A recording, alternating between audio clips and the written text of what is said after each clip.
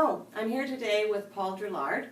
Paul is here from the office of DSK, that's Drouillard, Sandbrook, Kingston Professional Accountants. Welcome, Paul. Thanks, Lynn, for the invite. How was your drive to St. George this morning? Gorgeous drive. It's a beautiful area. Very nice. Paul, we know that 12.5 million Canadians don't have wills. So we know that people aren't doing tax planning. Does it really matter? Oh, immensely. It matters tremendously. So the problem if you don't have a will when you pass on is that if things aren't all joint, it can be actually locked up in court, sometimes for years. If you have your own account, your partner has their own account, it doesn't automatically transfer over to each other unless it's joint or unless it's specified in your will that it happens that way. So depending on who's got the assets, and if the person that dies has the majority of the assets, you could actually cause severe financial hardship to your partner by not having a will and saying who has it. The other problem you have is in a marital breakdown where you might have had a separation, never gotten a legal divorce, you've now moved on to another partner, and you've been living together with this partner for a year or so, and your intention is to leave that partner your estate. Without a will, guess who gets your estate? Your ex. So it's very, very important that you put down on paper what your intentions are and who is supposed to get what. Right, right. And to seek some advice on those things, I guess, as far as the joint ownership and Very singular ownership and very much so. And that kind of thing. So, Paul, is there actually an opportunity for our estates to pay less tax if we plan? Very much so. Again, if you have an idea of what your estate is worth, where are your investments in, whether they're in capital appreciation items, dividend items, interest items, if they're put into registered funds versus non-registered funds. One of the things that we work very closely with financial advisors with is what we call a meltdown strategy for RSPs. So that what you might want to do is look at drawing out your RSPs at a more tax advantageous rate, and then having non-registered funds available for when you pass on to donate or to pass on to your estate. If unfortunately you're the last to go and you have hundreds of thousands of dollars in your RSP, the tax rate can be as high as 47%.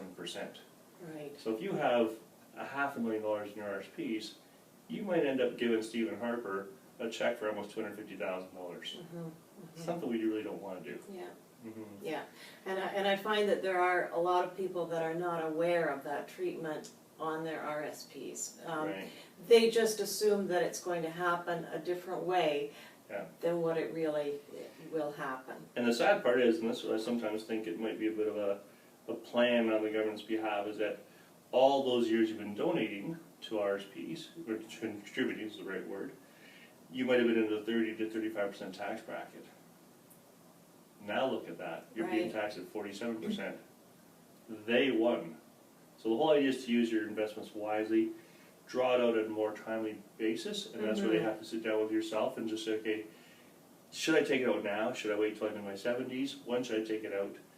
Right. What kind of investments do I have my money into so I can make sure it's the most tax advantageous way to leave to my estate, to my family, and how I want that to work. So the other thing you might want to look at is gifting.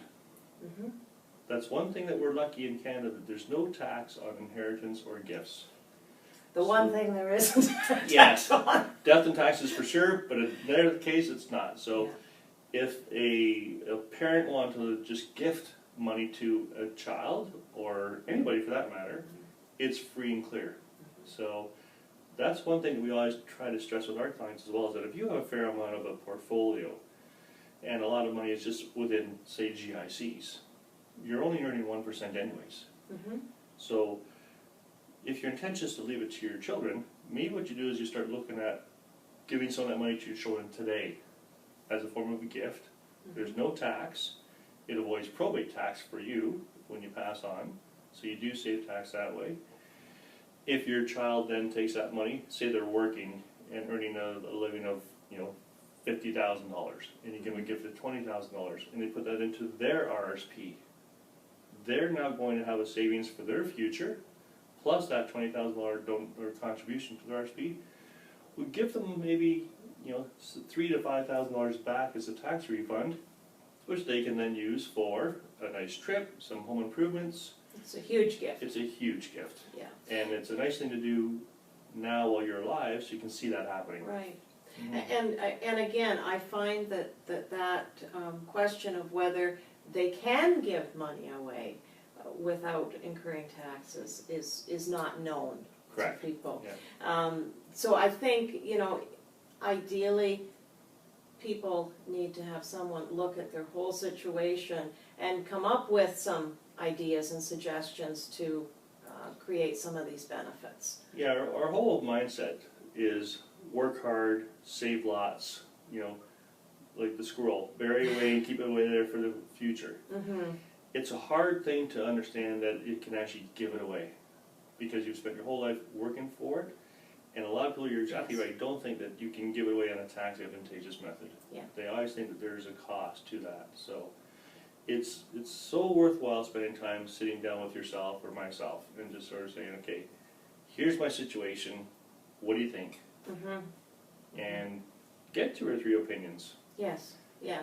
if that's what it takes. But the whole idea is get some professional advice so that you can say that it does make a lot of sense for me to do that today. It does make a lot of sense for me to start divesting today Yes. instead of waiting until I'm gone and I have all this money that's not going to be taxed at a large rate. Mm-hmm. And the actual legacy that I was going to leave for a charity or for my children or for whoever is half of what I thought it was going to be. Right, Mhm. right. Or what it could have been had we done some planning on Yes. that. Yeah. Yeah, a simple thing of just if your money's tied up into capital gains Mm-hmm. issues, well, let's take the next 5 years to maybe slowly sell these things and get them into less volatile investments so Right. that the tax hit isn't as large, or we can offset some gains with losses. We can tie it into maybe we don't take any money out of our RSP this year, we just sell off some of the stocks so we maintain our income level at a certain year. So there's all kinds of income smoothing techniques we can have as well. Mm-hmm. That is a tax saving mechanism. Right, Mhm. yeah. So, Yeah, so what further advice would you have for us today, Paul? well, take a look at your individual situation, understand what it is that drives you.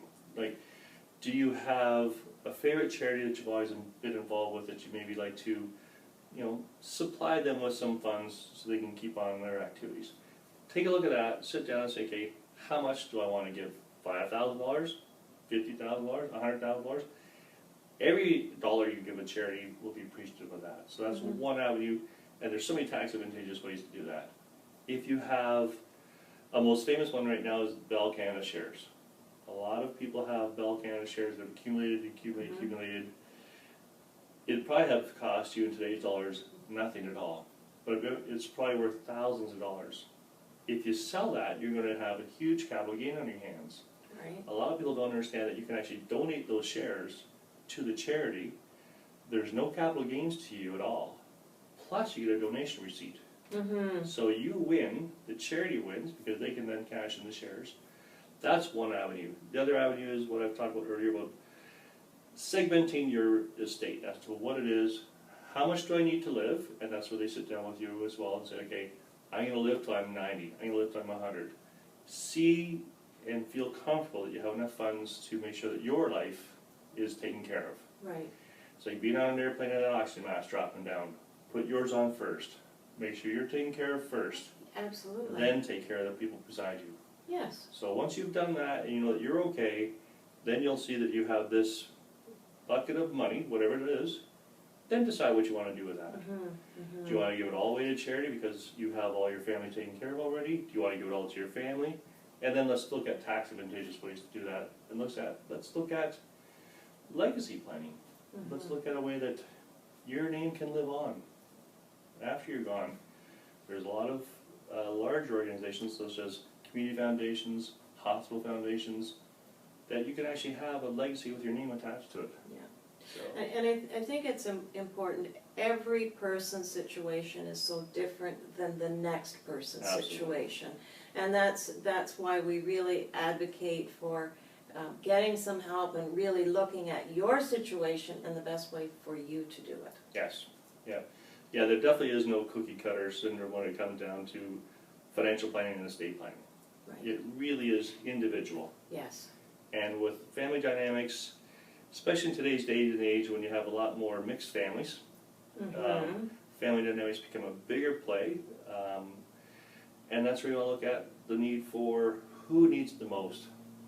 And like I said earlier, once I'm taken care of, I want to make sure that the rest of it is going to be given out to my causes, be it my family, be it my charities, Right. and not the government through taxation. So I Right. really want to make sure that all that's taken care of. And the only way you can make sure of that is having the proper financial plan in place, having a will in place, having a power of attorney in place, and for all you business owners, make sure you get a business will as well as a personal will. Because your business assets can be tied up forever, even though you might have a personal will. Right. So make sure you take care of both. So, Yep.